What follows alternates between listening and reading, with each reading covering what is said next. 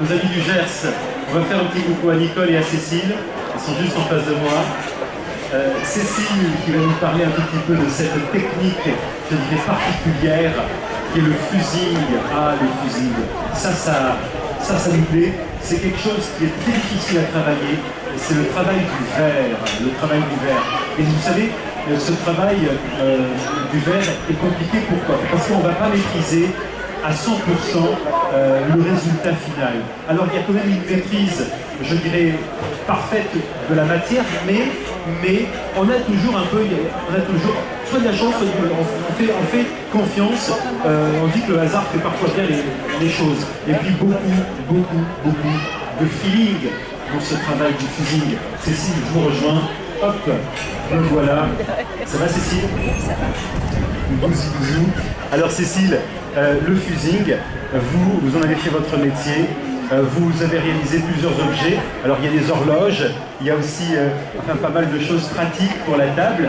Alors comment on fait pour en arriver là? Comment ça se passe concrètement? On achète du verre, on passe ce verre dans un four particulier. Un four fusing. Un four fusing qui monte à combien de degrés? Entre 850 et 900. 850 et 900 degrés, d'accord. Et puis, on superpose des couches de verre. Voilà, c'est la technique. Superposer des verres, mais compatibles entre eux. Hein. Il y a des verres qui ne sont pas compatibles. Tout à fait. C'est-à-dire des verres de qualité différente et qui ne peuvent pas se souder entre eux. Voilà, c'est entre eux. D'accord. Et donc là, il faut connaître d'abord le verre pour pouvoir réaliser des objets en fusing. Et vous vous amusez, hein, parce qu'on le voit, vous vous amusez. Vous réalisez des horloges, vous réalisez des plateaux à fromage, des licoches, etc., des cendriers. Et vous associez, parce qu'il y a la couleur, là, la couleur, c'est la couleur du verre. C'est le verre lui-même. C'est le verre lui-même. Et donc on fait fondre couche après couche des petits morceaux de verre et on arrive à obtenir ces objets. On fait fuser, non pas fondre, on fait fuser le verre.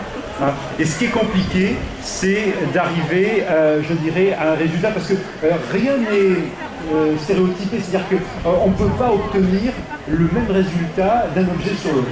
Tout à fait. Et aussi, c'est une composition personnelle aussi. Ça s'apprend, mais aussi ça se ressent.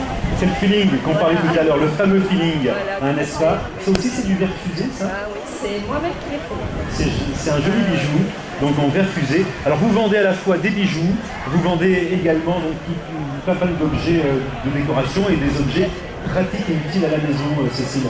Applique murale, qu'on n'a pas ici, les lampes de chevet, beaucoup de choses. Merci Cécile. Qu'on ne peut pas mettre sur le stand. Et bien sûr, parce que c'est beaucoup plus volumineux. Voilà, tout à fait. Bon, eh bien écoutez, merci à Nicole, merci à Cécile. On fait un petit coucou, on va saluer tout le monde. Voilà, et puis nous, on va de l'autre côté maintenant parce qu'il y a encore pas mal de monde à voir. À tout à l'heure.